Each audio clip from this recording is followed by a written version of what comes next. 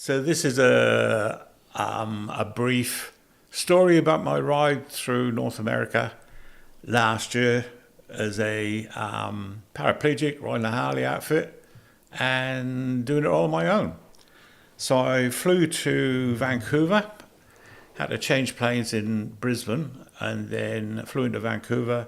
It took a while to get the insurance because I knew there was going to be a problem actually, but I didn't let on. And I was just going to bluff my way through it. But they really needed insurance, and they needed me to have a Canadian number plate as well on the bike.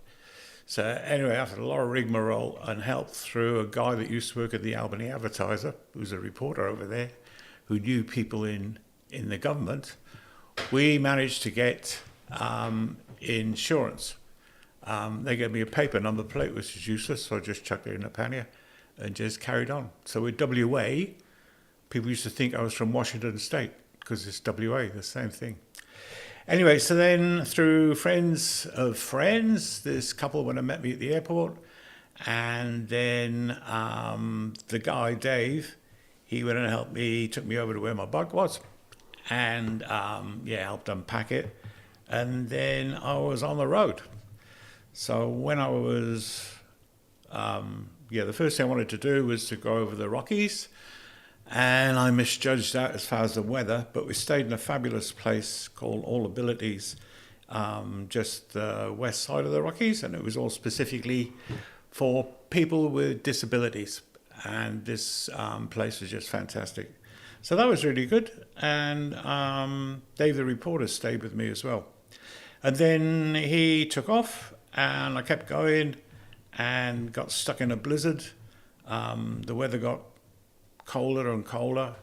I'd already been through a flooded road and it was raining, and then this blizzard just started, and like the snow drops was so big. I lived in England and I've been at other places like in the Himalayas, but I've never seen snow drops this big, and my visor just went white straight away. So I was trying to find the edge of the road because I didn't want to go over the end, and so I was doing about 20 kilometers an hour in this full-on blizzard where I couldn't see nothing, and occasionally there would be lights coming the other way and there would be a vehicle coming, but I couldn't actually see the vehicle. The thing was so heavy. So that must have gone, I don't know, it seemed to go on forever, and I was only doing like 20 k's, like I said, so I was trying to find the edge of the road.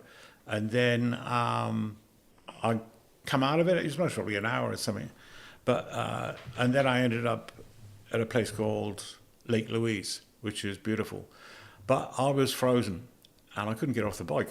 So I was that cold and my hands were getting frostbite and God knows what. So the hotel staff were alerted to this crazy bloke outside. So they come out and they went and helped me off the bike. And the lady there was rubbing my hands for 20 minutes trying to get circulation back, And then I stayed there for a couple of days.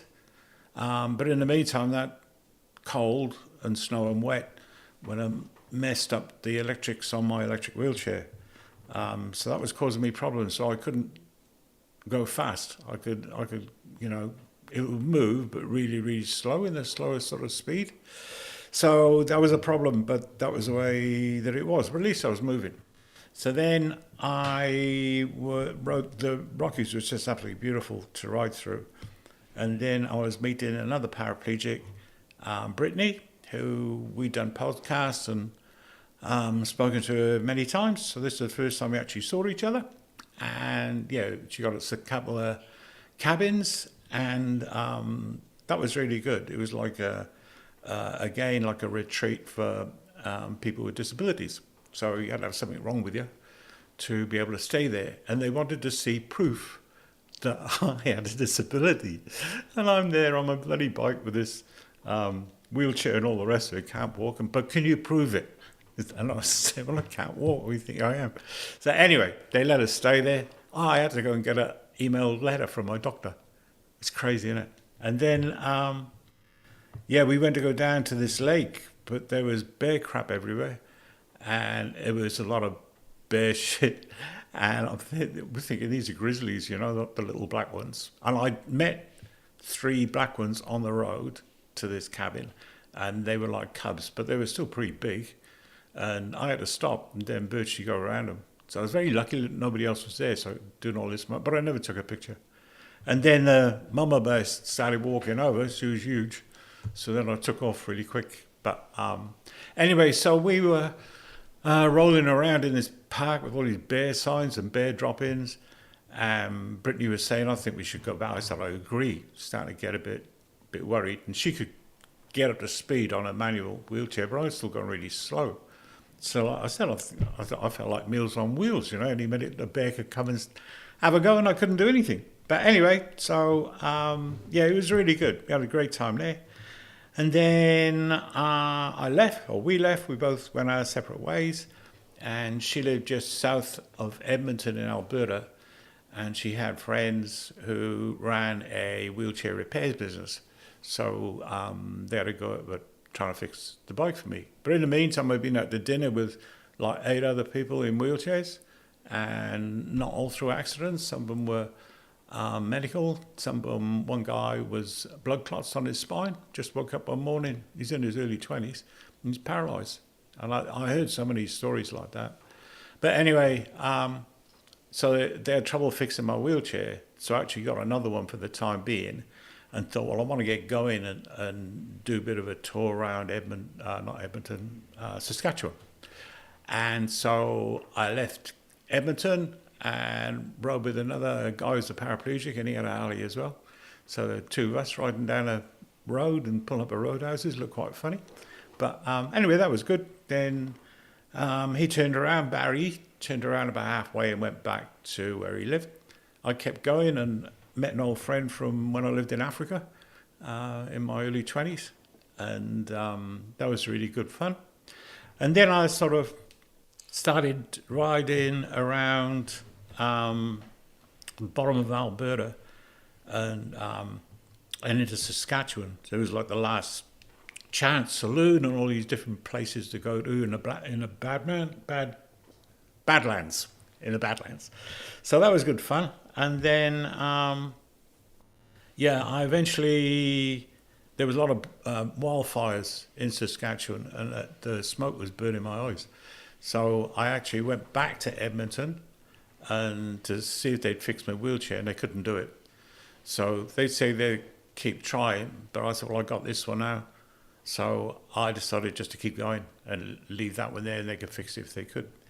So off I went, and then it was really good.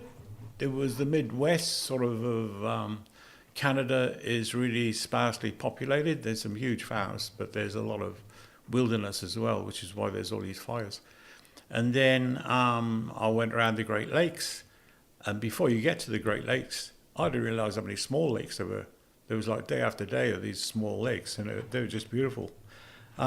And little towns on them too. The speed limit in some parts of Canada was quite low. So even on the open road, it was 90 kilometres. That was the maximum speed limit in Ontario, unless otherwise signposted. And in town, it was generally about 20 k's, and it's huge fines if you muck it up. And then, the Great Lakes, the weather was perfect. They were fabulous. I liked the way that a lot of these places were fully serviced, the petrol pumps. So not like over here, where there's no bloody service. So, and there would be a big sign, service, want a full service, go to these pumps. You want a self-serve, go to those pumps. And I just don't know why we're going to do it over here. And they have people manning the pumps who might be, like a little bit, they have trouble getting any other type of job. So they were being employed. So I just thought, what a good idea. And that was all over the place. And then I went down through to Quebec. And so the other side of Montreal, I got a cousin, went and stayed there. So Quebec is beautiful. It's just like France. Same sort of atmosphere and everything. Same sort of architecture. That was really good. And I also met then a bit later on an old friend of mine who lived like in a treehouse, which was a bit hard to get around with in a wheelchair. But we had fun. It was good. So I think I stayed there for about 3 or 4 days. And then I went along a road called 1,000 Island Road, and it's like just for bikes, it's beautiful, brilliant. And yeah, there's 1,000 small islands in this lake, and the road just follows it all around, so it's all windy and everything. And the other side of the 1,000 mile road is the United States, so it's right on the border. Then I kept going. I wanted to go to Milwaukee. I wanted to go to Milwaukee. Apparently, there was a really good Harley Davidson museum, motorbike museum. So I went there, and that was good fun. And then I kept going through the going into the States was easy, actually. I got fingerprinted and photographed. They asked me a few questions, but they were all very nice, and it was dead easy because I didn't know what to expect with what's going on over there. And then I kept traveling now across through the Midwest of the United States, and I really liked it. It was good. So there's these big freeways, and then there's these small roads, which would have been, I guess, the main road once. And so I was taking them. So you put an adventure route on the GPS, and it takes you all these places. So I go for an hour or so, wouldn't see anybody. It was just terrific. A lot of cornfields and stuff. A lot of oil pumping things.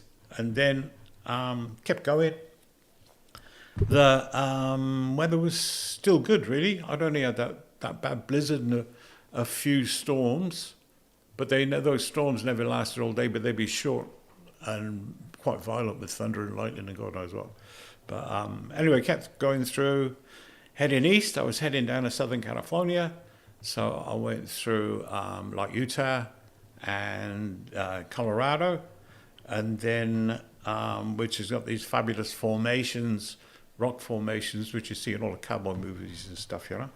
And then I keep going, and I was in it's Eastern California. It's the Mojave Desert, where Death Valley is, and the temperatures for the previous days I was riding, it's just after Las Vegas.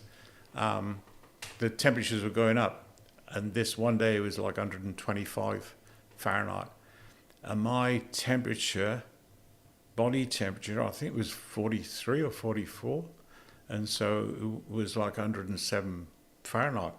And so I started shutting down my organs.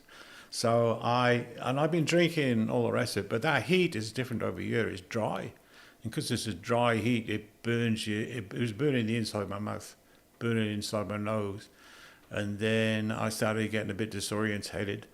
And I booked a hotel in this little town to the west of the desert, and it was so easy to find, but I couldn't find it. I was just going around in circles. My head wasn't working, you know. So then, luckily, by chance, I saw the name of the hotel on this building, so I rode up to the foyer, and I just collapsed on the tank, and I can't remember a thing. But apparently, they saw me inside the hotel. The receptionist, they come out, got about 5 blokes to lift me off the bike, and so the paramedics arrived to go and take me off to hospital, which is about 60, 70 k's away, so the hospital. Everything was shutting down, but I mean, I didn't know. And then they told me later that your vital organs go first, and your brain starts failing as well. So obviously my brain's all right. And I got so many tests at the hospital, but and I was very fortunate. So I was quite close to death, really. But so after 4 days in hospital, and then had a couple of days in that hotel, and the staff there were fabulous. And an old friend of mine come up from San Diego with just to go and give us a bit of company and give us some medical stuff which I ordered. So that was really good, seeing him. And then I was waiting for it to cool off, but it just wasn't really cooling off that much because it was only 80 kilometers to the Vegas forests, which would be cooler. So the one day they forecasted like 105, which I thought, well, that's good. So I thought I'll get up early, and like by 9 o'clock in the morning, it's 90 degrees Fahrenheit. But I got up early and went, and I was fine. And then you're sort of like in the forest. So then I wanted to take these quiet roads again, so I went down this road. But earlier that year, there'd been these big fires in the Vegas forests, and they burned it out, and they must be massive. because everything was just black. So I went down this road and I thought, well, that's weird, there's nobody around, just me. Until the police pulled me over and said, this road's shut, don't you? And I said, no. And they said, yeah, because the trees were still down. So there was so much that had happened that it was just a complete hazard. So unfortunately, I had to backtrack. And then I had no choice but to go through Los Angeles. So this is like an afternoon. You don't want to be going through Los Angeles in the afternoon with these huge roads and all the rest of it. And I booked a place in Santa Monica. So I headed for there. And then decided to go and give me a few days to recover from this heat stroke and all the rest of it. So that was also, they got a big pier there. That's the end of Route 66, and which I've been on a bit of it every now and again. And then I decided to head up the coast all the way back to Vancouver, basically. So going up the coast is Highway 1, or 101, and it just hugs the coast all the way along. So the first part's like what you see in the movies, with Malibu Beach and all the rest of it. But the further north you go, then it changes. Then you got the redwood forest, and as you get in towards Oregon, it starts getting quite cold. So, but it was spectacular. People were great. And then eventually kept going, go through Seattle or just miss it. And then back into Canada, where they didn't really want to see anything. They would just go straight through. And to Vancouver, where I could then recreate the bike and send it back to Australia. And myself needed to get back to Australia because I needed to get my foot checked. Because at one stage, I hopped from the bike to the wheelchair and I slipped, and my foot was jammed up against the motor, and I didn't know because I can't feel my legs. And the thing, I burned it, and it was nearly through to the bone, and so I was close to losing the leg apparently. But I've been treating it, and so this is how many months later? 9 months later. And it's just coming good now. But I'm still going to Albany Hospital every couple of weeks, where they go and have a look at it and give me some supplies and sort of dress it each morning. But it is looking better. So I was very lucky that, because it got infected. Yeah. So I was lucky with that. So I cheated death twice, really, once there, once on a blizzard. So, and of course there's been other times in my life as well. So I figure I've used about 6 of them. And I got 3 more to go because I'm like a cat. So, yeah. And then back to Australia. So, and then it was quite difficult to sort of come down off it all, because it was such an exciting thing to do. And particularly doing it on my own. I've been on TV, I've been on the radio, been on various things. I've spoken in men's sheds and different places, made friends all over the place. So, yeah, it was just brilliant. Great experience. So now I look for something else. That's it. Thank you.